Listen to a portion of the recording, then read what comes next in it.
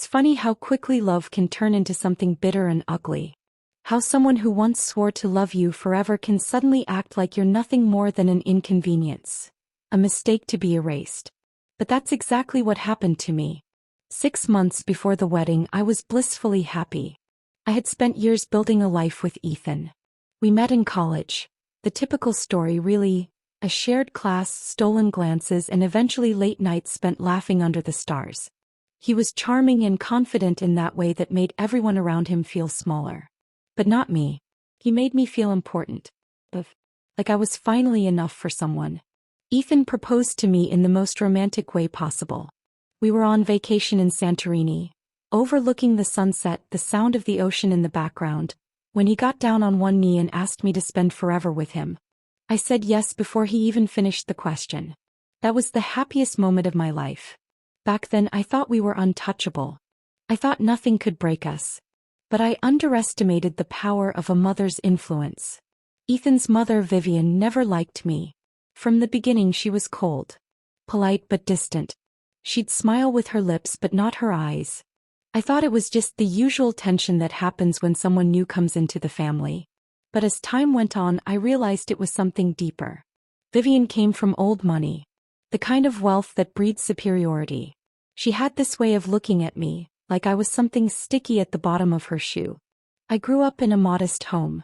My parents worked hard to give me a decent life, but we never had much.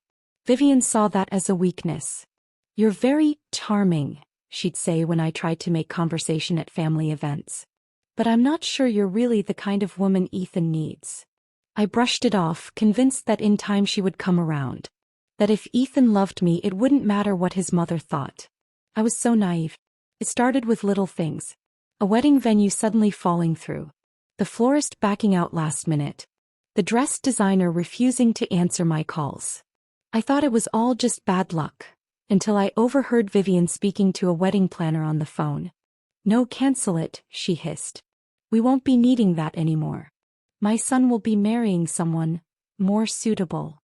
That's when I knew. She wasn't just hoping the wedding wouldn't happen.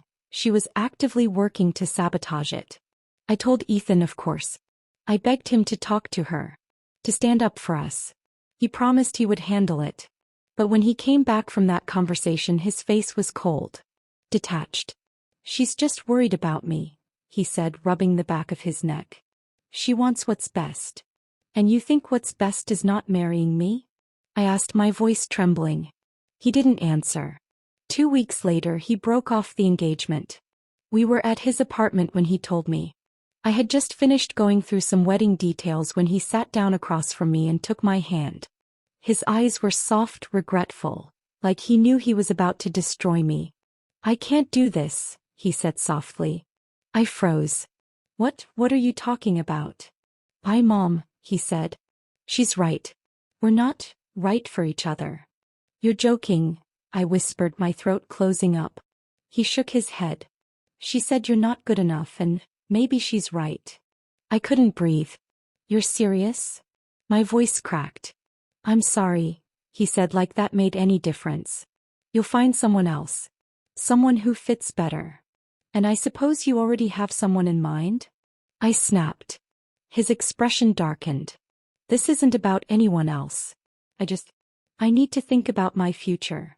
That's when his mother walked into the room, calm and composed as always.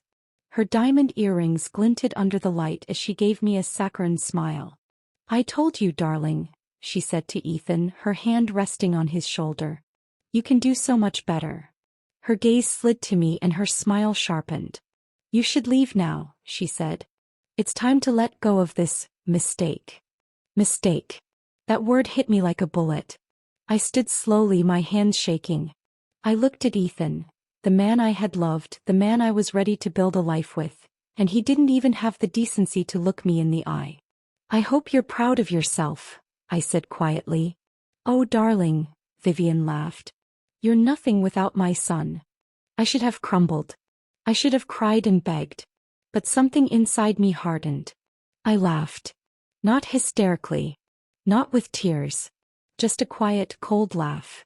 "You think I'm nothing?" I said. "We'll see about that." Vivian's smile faltered.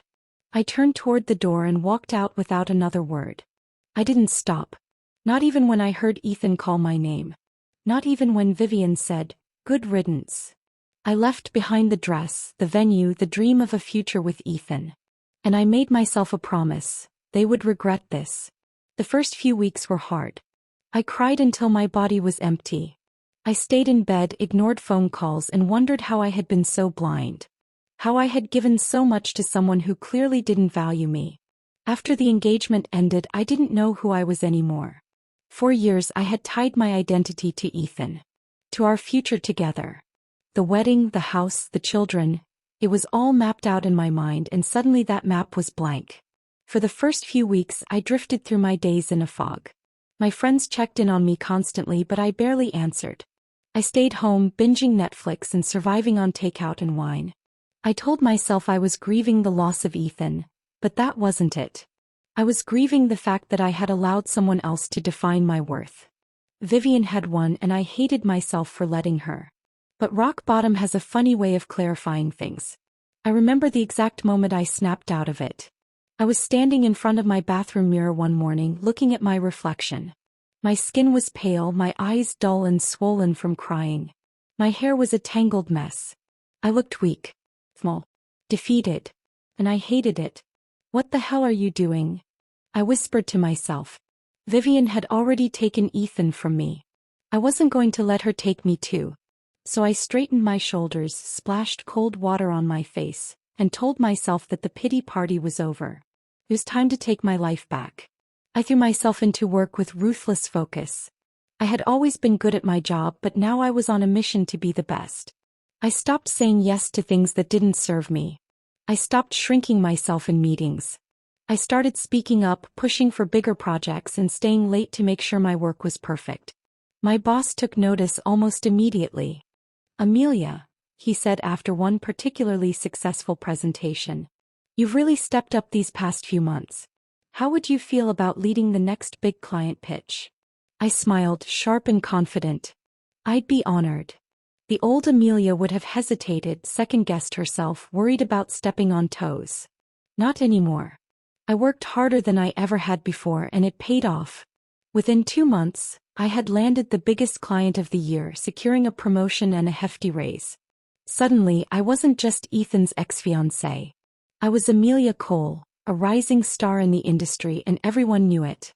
After work, I hit the gym like my life depended on it. I traded comfort food for green smoothies and lean protein. I hired a trainer and started lifting weights. At first, I could barely manage a few reps before my muscles screamed in protest. But I pushed through the pain. Because every time I felt my muscles burn, I thought about Vivian's smug face and Ethan's weak excuses. I imagined their expressions if they saw me now, stronger, leaner, more powerful. And soon the results started showing. My body tightened, my posture straightened, and my confidence sharpened like a blade.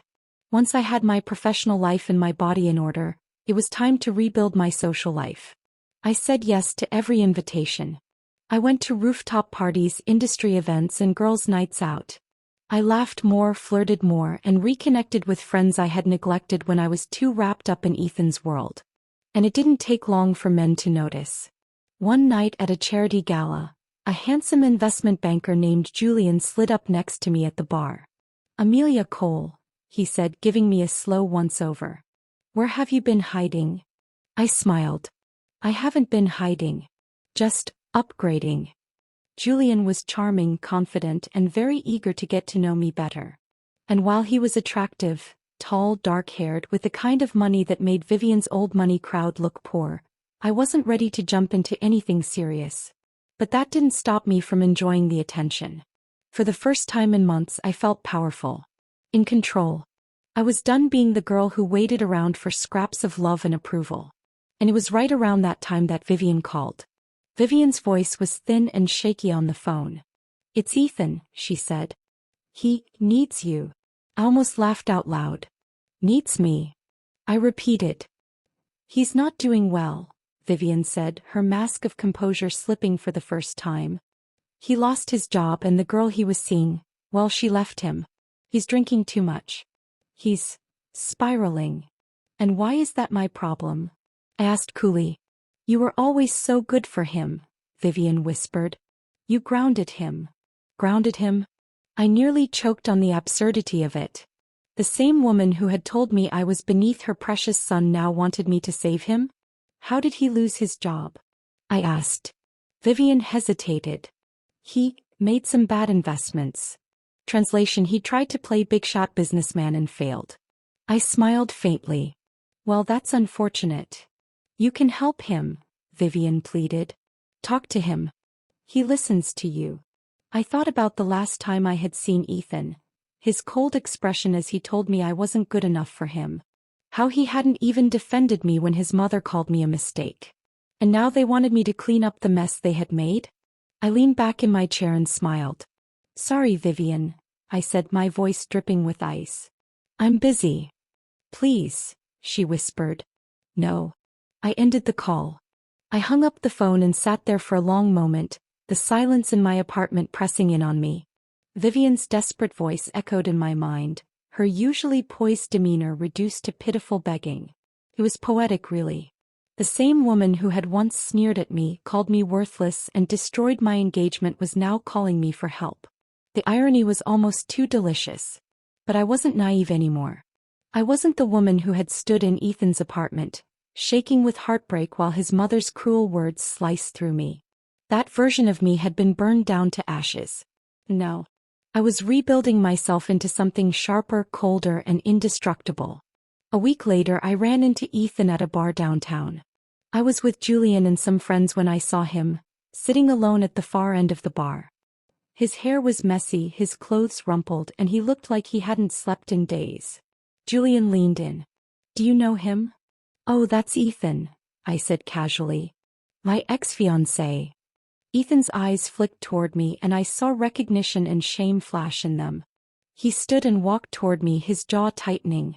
Amelia, he said. I turned and gave him a polite smile. Ethan. Can we talk? Julian put his arm around my waist. She's busy. Ethan's eyes darkened. Julian, huh? His gaze dropped to my hand, where Julian's fingers rested possessively on my hip. I shrugged. You told me to find someone else. Looks like I took your advice. Ethan's lips parted. I made a mistake, he whispered. I laughed. A quiet, cold laugh. No, Ethan, I said softly. You made a choice. Now you get to live with it. His shoulders sagged. His eyes pleaded with me, but I was done giving pieces of myself to a man who didn't deserve them. I turned toward Julian. Let's go, I said. And as I walked away, leaving Ethan behind, I didn't feel regret or sadness. I felt powerful. Ethan and Vivian thought I would crumble. That I'd be begging for Ethan to come back. Instead, I rebuilt myself into someone they could never touch. Vivian was right about one thing. I wasn't good enough for Ethan. I was far too good. And I was just getting started. I didn't look back when I walked out of that bar, leaving Ethan standing there with that pathetic look of regret on his face. It wasn't the first time I had seen that expression. But it was the first time it hadn't affected me. A year ago I would have crumbled under the weight of it. I would have analyzed every detail, every word, every flicker of his gaze, wondering what I had done wrong. Wondering how I could fix it. But now I was too busy building a life Ethan would never have been able to keep up with. And it was starting to pay off. The following week my boss called me into his office. You've really been killing it lately, Amelia, he said, his elbows resting on his desk. We've got a major client in Europe who wants us to handle their expansion. We need someone to lead the project. I sat up straighter. And you're considering me? He smiled. Not considering, offering. You've earned it. A year ago I might have hesitated. Worried about the travel, the pressure, the responsibility. But this was the new me. The one who had clawed her way out of rock bottom and was now standing at the top of the mountain. When would I start? I asked. You'd leave in 2 weeks. He smiled. And if it goes well, we're looking at a major promotion. I shook his hand and smiled. Let's make it happen. As I walked out of his office, my phone buzzed. A message from Julian. Dinner tonight? I've got reservations at Noir. I smiled to myself. Life was good. Later that evening I met Julian for dinner at Noir. We sat in a quiet corner booth, drinking expensive red wine and laughing about some ridiculous influencer scandal. Julian's hand rested on my knee, his thumb brushing over the curve of my leg. "You know," he said casually, "I'm going to be in Paris next month for a client event." I raised an eyebrow. "Oh. I could use a date," he said. "Want to come?" I smiled. Tempting. His gaze sharpened. "I'm not joking." I leaned toward him. "I know." Julian was the opposite of Ethan. He was confident, successful, and he didn't need his mother's approval to know his own worth. And maybe I wasn't ready for something serious, but I liked the way Julian made me feel. Powerful. Desirable. Independent. And the best part? I wasn't doing this to prove anything to anyone. Not to Ethan, not to Vivian. I was doing it for me. Vivian and Ethan thought they could tear me down and leave me broken. But I rebuilt myself into someone stronger. Someone smarter. No. They needed me. But I didn't need them. I was done looking back. The future was mine. And for the first time I was stepping into it with my head held high.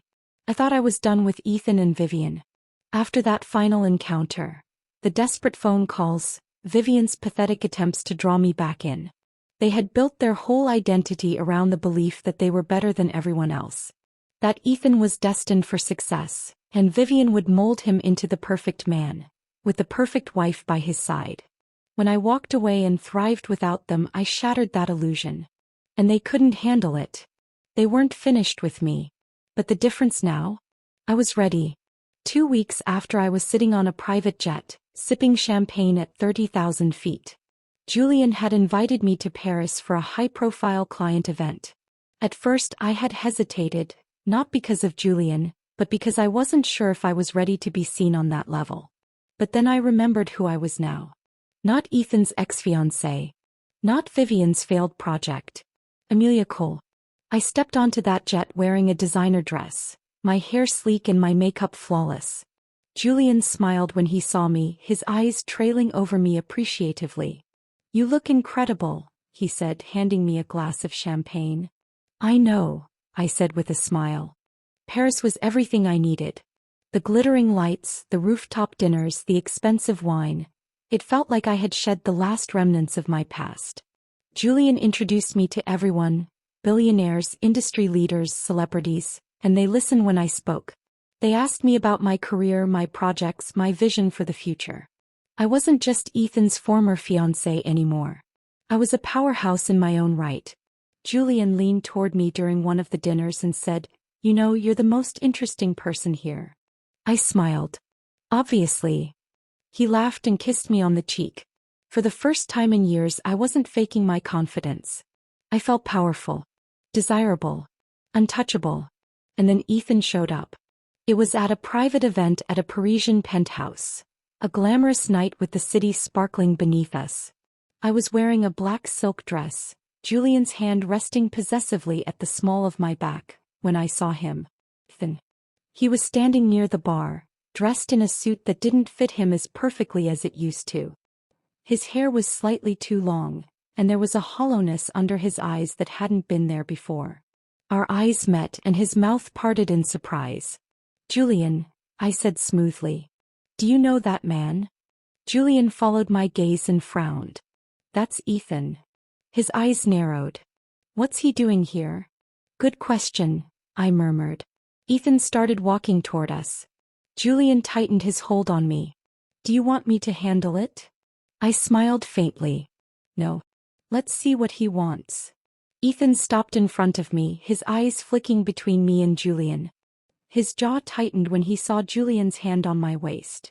"Amelia," he said, his voice strained. "Ethan," I replied smoothly. "What a surprise."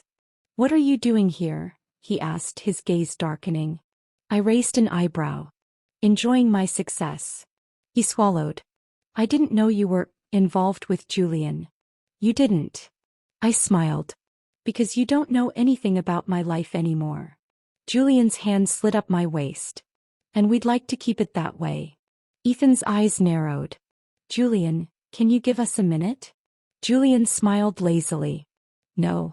Ethan's jaw clenched. "Amelia, please. Just 5 minutes. Julian looked at me waiting for my response. I sighed. Fine. Julian gave Ethan a pointed look before brushing a kiss against my cheek. I'll be at the bar. Ethan's eyes followed him, dark with jealousy. Talk fast, I said. I have better things to do. You look incredible, Ethan said. I know. His mouth twitched. You've changed. You can thank yourself for that. I've been trying to reach you, he said. You didn't answer. You think you're entitled to my time? I asked coldly. His face tightened. I made a mistake. You made a choice, I corrected him. You chose her. His eyes darkened. Vivian doesn't control me anymore. Interesting, I said. And yet when it mattered, you let her decide for you. He swallowed hard. I was wrong. I know. I've missed you, he said softly. I smiled faintly. I haven't missed you. He flinched. I love you, he whispered. I laughed softly. You love me. I repeated. Where was that love when your mother was humiliating me? Where was that love when you stood there and watched her destroy me? I was weak, he said. But I'm different now. Good for you, I said. So am I. His gaze softened. We could try again. I laughed. You really think you deserve a second chance? I know I don't, he said. But I want one anyway. I stepped toward him, lowering my voice. You don't get to want me now that I'm successful, I said softly. You don't get to want me now that I've proven you wrong. You're all I think about, he whispered. That sounds like a personal problem, I said coldly. He inhaled sharply. I leaned toward him just close enough for him to catch the scent of my perfume. I don't love you anymore, I said softly. And that's the difference between us. I stepped back and smiled. Goodbye, Ethan. And then I walked away. Julian and I flew back from Paris 2 days later. As the city faded beneath us, Julian's hand slipped into mine. You're thinking about him, Julian said. Not really, I said. Good, he said. Because I don't plan on letting you waste your time. I smiled. Careful, Julian. I don't belong to anyone. I know, he said. That's why I want you. I leaned back and smiled. I wasn't Ethan's anymore.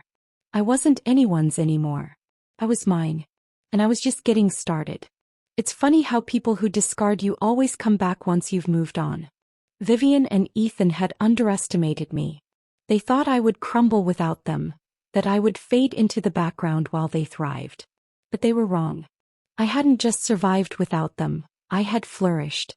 And now that they saw the version of me they never believed could exist, they wanted me back. But the problem with burning bridges is that once they're reduced to ash, you can't walk back across them. I wasn't the woman Ethan left behind anymore. And I wasn't interested in being saved, least of all by the man who destroyed me in the first place.